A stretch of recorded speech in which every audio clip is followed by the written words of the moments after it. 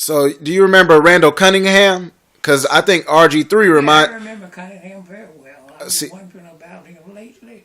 he was one of the pioneers that many NFL experts won't really say anything about it, but RG3 was similar to him, and so is Colin Kaepernick. Reminds me of Warren Moon and Randall Cunningham all in one, Right. because he has the height that Randall had, and he's exciting, and he's intelligent, just like Warren Moon was as sharp as any of them comes.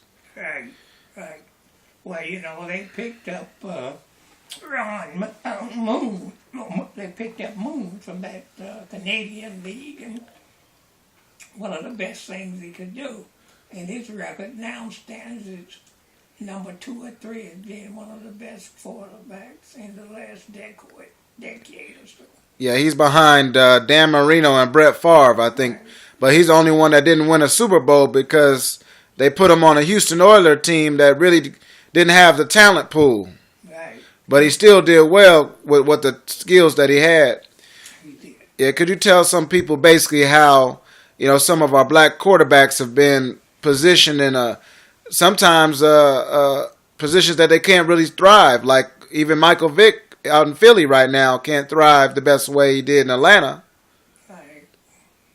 Now, I was wondering what happened to Cunningham. Do you know it?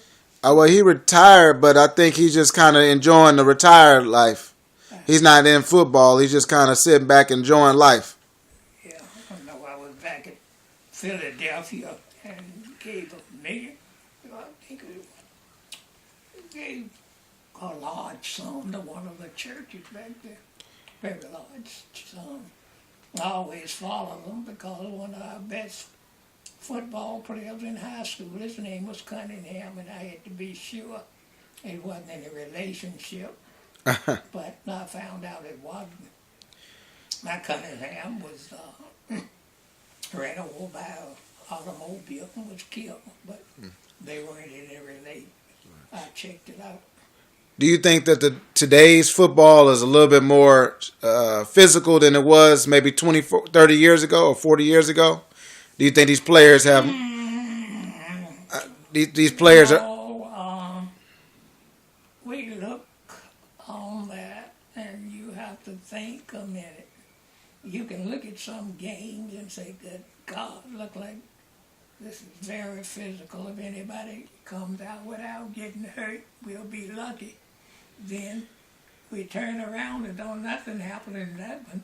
Then we'll take 2 other teams are playing and almost like they play in touch, and somebody do something and somebody's injured for life or something. So it's very hard to say. I think each game